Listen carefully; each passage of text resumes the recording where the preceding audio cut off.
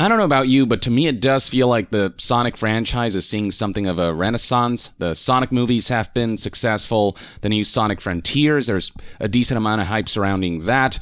And more recently, SEGA announced something called Sonic Origins, a collection of classic Sonic titles. This is the trailer. Aside from porting over these classic games, it is essentially a remaster as well, and there are these cool little animations that they also have added into this package alongside, widescreen support and other enhancements to this series of games that has captivated audiences. And yeah, it looks like a neat little package.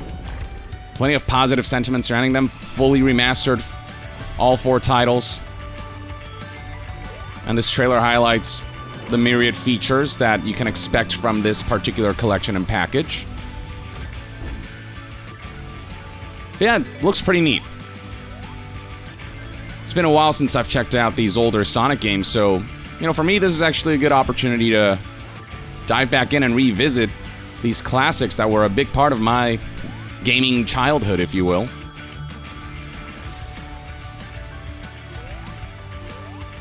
There's, different modes, classic versus anniversary. The difference between the two, for those who don't know, the classic version is 4x3 and you have limited lives, whereas in the anniversary mode, you have essentially infinite lives and you get the screen expanded to widescreen. And yeah, the animated content honestly looks really badass. I mean, look at this. Love the style. And the amount of life that the animations have to them. Really cool package overall, right? Available on June 23rd, 2022. Now, all of this could have been a home run if it weren't for the fact that the way this game is handling different editions and the way they've presented this chart that is really confusing in terms of what editions come with what, that has been a bit of a stain in an otherwise really cool looking package. The trailer itself has garnered lots of positive reception, 63,000 likes versus a mere 800 dislikes, so clearly there's something here that's enticing a lot of people. But what's been causing negative PR is the way they're selling these different editions, the chart that is kind of confusing the way they lay that out, and the fact that they lock content that shouldn't be locked essentially behind an additional paywall. So if you go to the Sonic Origins official website and scroll down, you'll find the chart in question that's been making the rounds on social media, which people have been kind of dissing and saying this is definitely not something we want to normalize. So there are 5 different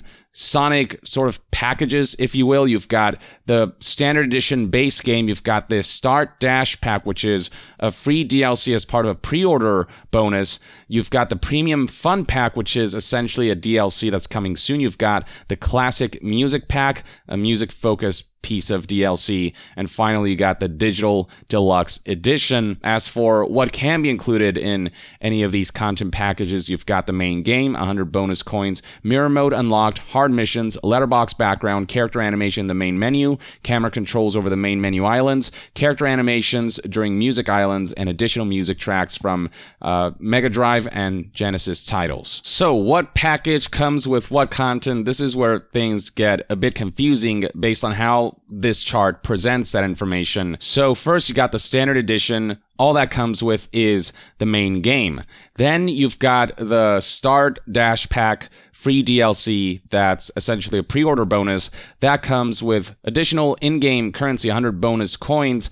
On top of that, Mirror Mode unlocked. Now, it hasn't been clarified whether Mirror Mode is something that exists in the game that anyone can unlock, and this pre-order bonus just has it unlocked from the outset instead of having to go through the gameplay process of unlocking it, or if Mirror Mode is strictly locked behind this pre-order bonus. I'm going to assume that what this means is that Mirror Mode is unlocked from the outset, whereas those who don't pre-order will have to unlock that mode by playing the game. But for now, I don't know for sure. Maybe by the time the video gets uploaded, we'll get a more direct answer. So yeah, this pre-order bonus pack on top of 100 bonus coins and on top of Mirror Mode unlocked, you get letterbox background. Then you've got the Premium Fun Pack, which is essentially a separate DLC and add-on to the Standard Edition, it would seem, as it does not come with the main game, and it does not come with some of these pre-order bonuses, the 100 bonus coins and the Mirror Mode Unlocked features, but it does add to the Standard Edition hard missions, letterbox background, character animation in the main menu,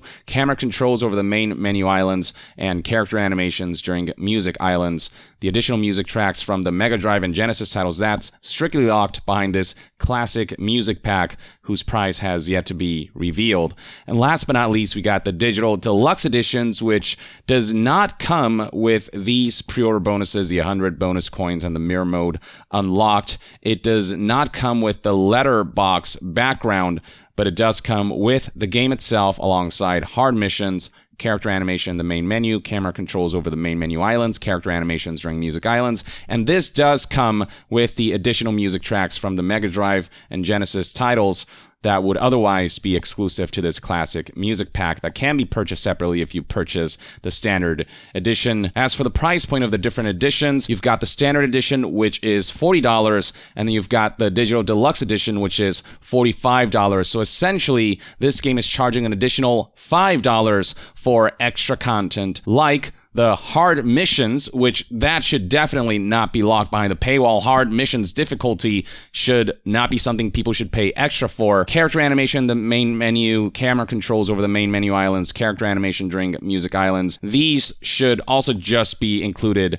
in the base package. While they're not the biggest deal in the world, they're neat little things that, you know, there's just no reason to lock behind a $5 paywall. And same thing with the additional music tracks from Mega Drive Genesis titles. If that's going to play in-game, then it can potentially enhance one's gameplay experience. The goodies you want to include in a Digital Deluxe Edition is stuff like separate soundtrack files and, you know, artwork and whatnot. Stuff that is kind of truly separate from the gameplay experience itself, but when you're taking content that's in-game or features that are from the game, clearly content that's ready that is intentionally being stripped from the game to sell back to you, essentially a pie whose one slice has been stripped, and then you're given this incomplete pie, and then you're told this pie, this slice, by the way, is an extra. Like, that's just something that's not gone down well with the community. And look, nobody's saying this is the most egregious form of monetization, but just because it isn't as bad as the worst thing doesn't make it good. Kind of like just because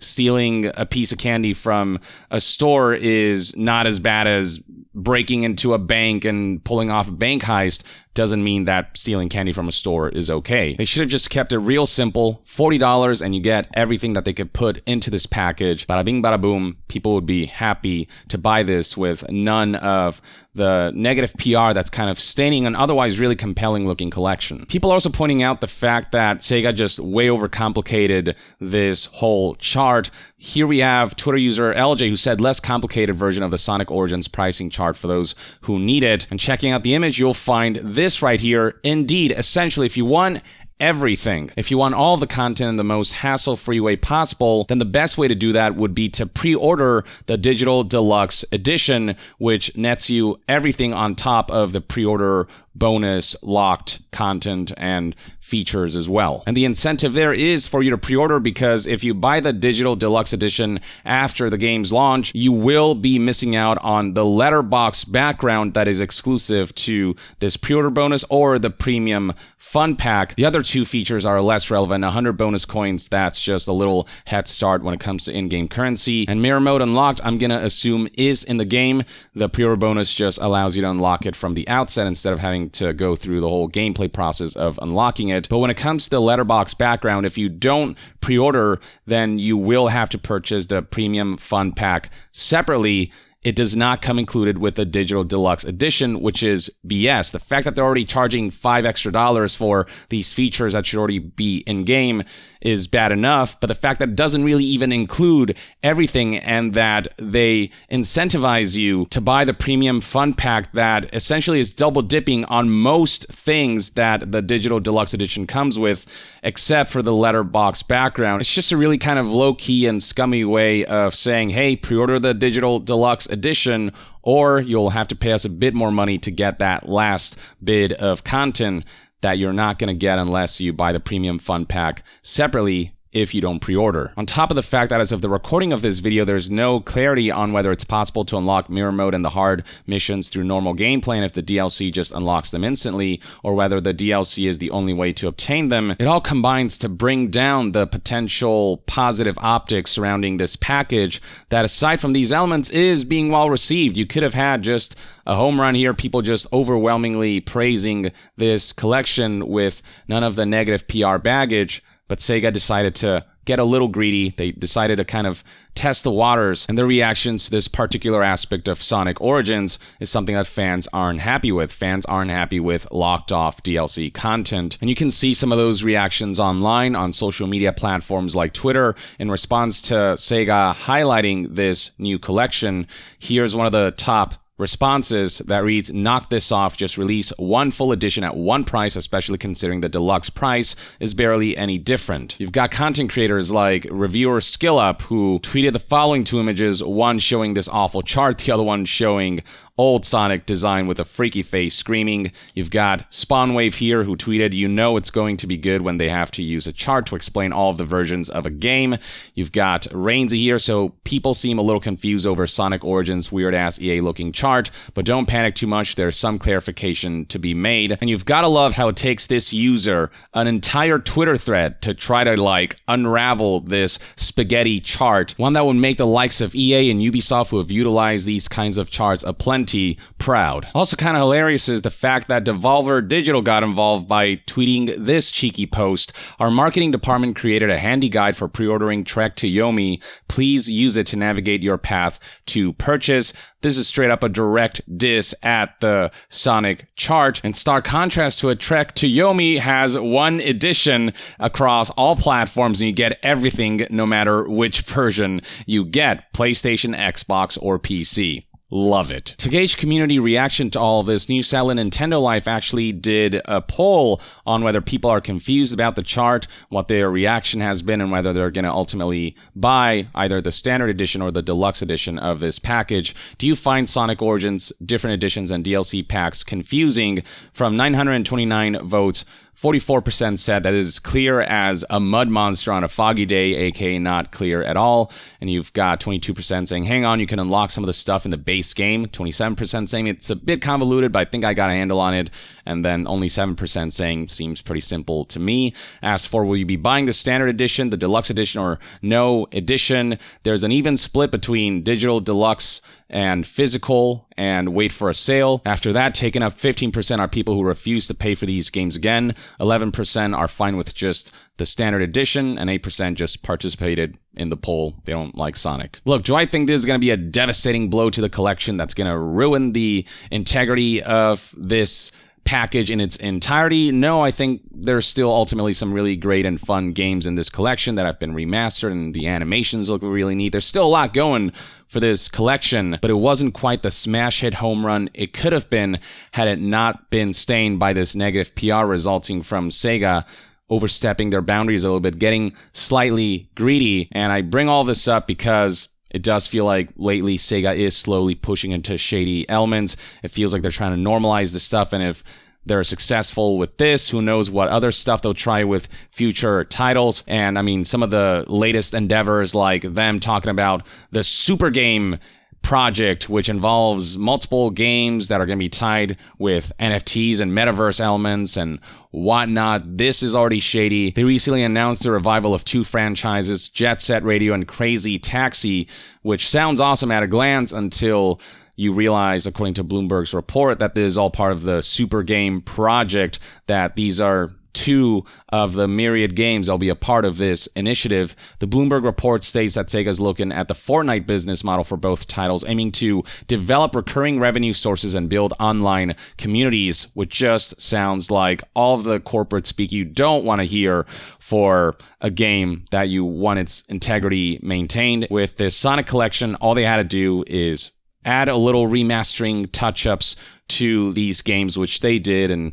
they added some cool new features and just released one version of the game. The whole point of compiling a collection of retro games is to enhance them and to really include as many new features as possible to give them renewed value.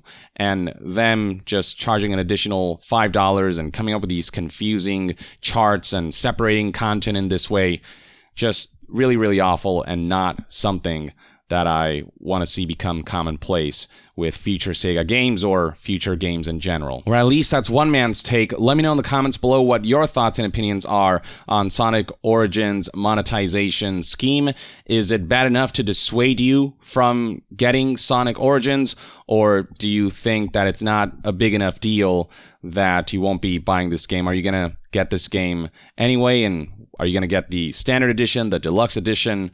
Share your take in the comments below, and to be further updated on all things gaming news, reviews, and discussions, stay tuned right here on Young Yeah. I'll see you guys next time. Young out.